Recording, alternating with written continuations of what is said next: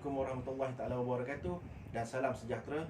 Saya Ahmad Mustafa Kamal bin Razali daripada Kolej Komuniti Bayan Baru. Pada hari ini saya akan membentangkan tajuk kajian saya yang bertajuk Faktor yang mendorong pencapaian akademik pelajar berkeperluan khas, masalah pembelajaran sijil asas pastri di Kolej Komuniti Bayan Baru. Pengenalan. Pelajar bermasalah pembelajaran juga mempunyai peluang untuk berjaya apabila potensi yang ada pada mereka digilap oleh para pensyarah melalui pelaksanaan transformasi pendidikan. Kesedaran, kesediaan ilmu dan kemahiran pensyarah diperlukan bagi menyempurnakan pelaksanaan transformasi ini. Kolej Komuniti Bayan Baru adalah antara kolej komuniti perintis yang melaksanakan program sijil asas pastri, iaitu pada sesi Julai 2013 hingga kini. Pernyataan masalah. Pelajar didapati tidak menunjukkan minat yang tinggi, penguasaan kemahiran dan kebolehan mengingat yang lemah, serta tahap prestasi akademik yang sederhana ketika di dalam kelas. Objektif, persoalan dan hipotesis kajian. Terdapat 6 objektif, 6 persoalan dan 7 hipotesis di dalam kajian ini. Kerangka kajian. Terdapat 4 aspek yang dikaji yang menjurus kepada pencapaian akademik pelajar, iaitu minat, kebolehan mengingat, penguasaan kemahiran dan prestasi akademik. Kepentingan kajian. Yang pertama, mengetahui faktor yang dominan dalam mendorong pencapaian akademik pelajar. Yang kedua, menyenaraikan cadangan penambahbaikan kepada pihak pengurusan Kolej Komuniti Bayan Baru terhadap keberkesanan pembelajaran dan pengajaran pelajar program sijil asas pastri. Batasan kajian. Kajian penyelidikan yang dijalankan ini adalah terhad dari aspek lokasi, sampel, tajuk dan waktu yang ditetapkan. Kajian ini lebih fokus dan mensasarkan pelajar program sijil asas pastri sesi November 2019 di Kolej Komuniti Bayan Baru.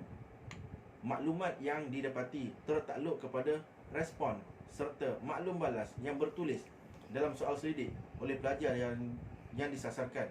Kajian ini tertumpu kepada beberapa pemboleh ubah sahaja, iaitu 4 aspek yang dikenal pasti selari dengan objektif kajian. Kajian literatur. Terdapat 2 artikel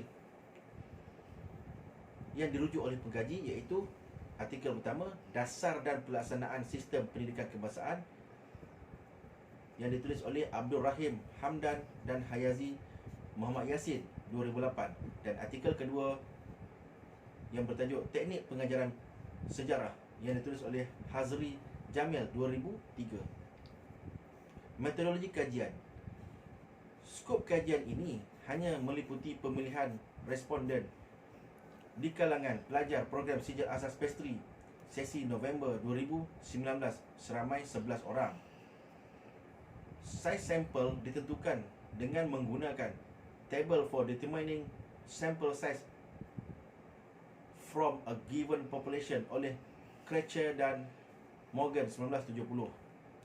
Penggunaan satu set soal selidik yang terdiri daripada bahagian A mempunyai 4 item yang berkaitan dengan demografi responden, dan bahagian B mempunyai 33 item di mana ianya berkaitan dengan tajuk kajian. Metodologi kajian. Program Statistical Package of Social Science SPSS versi 23 telah digunakan untuk menganalisis data, manakala penentuan tahap bagi skor min adalah menggunakan julat skor 5 tahap. Analisis kebolehpercayaan alpha Cronbach di dalam kajian ini adalah bernilai 0.846. Profil responden. Terdapat 6 orang responden lelaki dan 5 orang responden perempuan yang berumur di antara 18 hingga 22 tahun seramai 10 orang dan 33 tahun ke atas 1 orang. Bangsa Melayu 3 orang, bangsa Cina 5 orang dan bangsa India 3 orang. Agama Islam mempunyai 6 orang dan agama Buddha seramai 5 orang. Dapatan kajian. Purata bagi min dan tahap keseluruhan bagi 4 item yang dikaji adalah 3.58 dan berada pada tahap tinggi. Pengujian hipotesis melalui analisis ujian T dan analisis kolerasi Pearson mendapati ketujuh-tujuh hipotesis adalah diterima. Perbincangan. Aspek kebolehan mengingat yang melibatkan bahan mentah, peralatan, resipi dan kaedah pembuatan produk pastry berada pada tahap yang sederhana. Kesimpulan dan cadangan. Yang pertama, dapatan ini sekaligus dapat mengerumuskan prestasi akademik pelajar berada pada tahap baik. Ini berpunca daripada galakan serta peringatan dan dorongan pensyarah mengenai bidang pastry, memotivasikan pelajar dari segi minat dan latihan amali yang berterusan.